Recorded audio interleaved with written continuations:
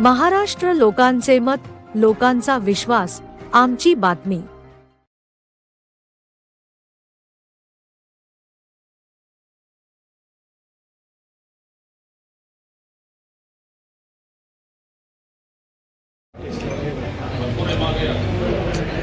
स्वातंत्र्य सैनिक बाल्य संघटनेचा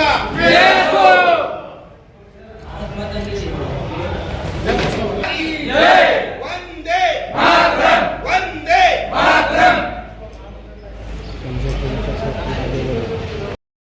पाल्य याच्यासाठी हा मराठवाड्यातून स्वतंत्र सैनिक पाल्याचा एक मेळावा इथं ठेवण्यात आलेला आहे। मेळावा ठेवायचं कारण एकच आहे की जे वंचित स्वतंत्र सैनिकाचे पाल्य नोकरीपासून वंचित आहे त्याचं एक तर वय निघून चाललेलं आहे आणि त्याच्यामुळं ते फार चिडचिड करायला लागले। त्यांना नोकरी लागती, घरची परिस्थिती वाईट आहे आणि त्याचं कोणतं तरी माध्यम लागतं। याच्या अगोदर आम्ही 2-3 उपोषण केले, त्या उपोषणमध्ये कुठलं काही यश आलं नाही।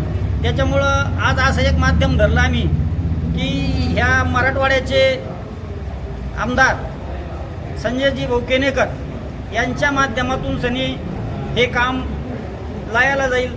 त्याच्यासाठी याच्या अगोदर एक मुख्यमंत्र्याबरोबर केनेकर साहेबांनी काही ठराविक लोकांची एक बैठक घेतली।